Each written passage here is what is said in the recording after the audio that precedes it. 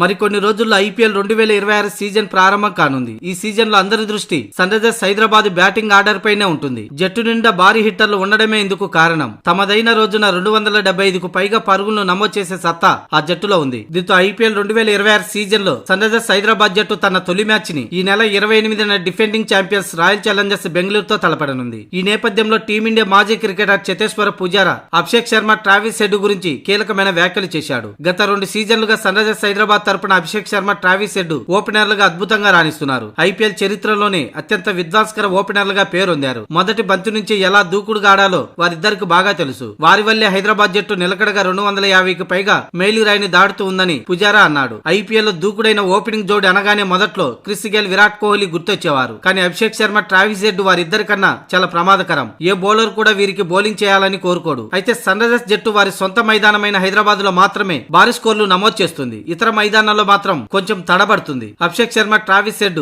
Heinrich Klaasen, Ishan Kishan ప్రధాన బ్యాటర్లు. ఒక్కసారి వీరు పెవిలియన్ చేరితే ఎస్ఆర్హెచ్ పరుగులు చేయడానికి ఇబ్బంది పడుతుంది. అందుకే ప్రత్యర్థి జట్లు కసరత్తులు చేస్తున్నాయి. మొత్తానికైతే ఈ ఐపీఎల్ 2026 సీజన్ లో అన్ని జట్ల ఓపెనర్ల కంటే కూడా సన్ రైజర్స్ హైదరాబాద్ ఓపెనర్లే చాలా ప్రమాదకరం. అయితే సన్ రైజర్స్ టాప్ ఆర్డర్ ని దెబ్బ కొడితే ప్రత్యర్థులకు 2 విధాలుగా మేలు. ఎందుకంటే సన్ రైజర్స్ హైదరాబాద్ బౌలింగ్ లో వీక్. దీన్ని అదునుగా చూసుకొని ప్రత్యర్థి వ్యూహాలు రచించే అవకాశం ఉందని చేతేశ్వర్ పుజారా అన్నాడు.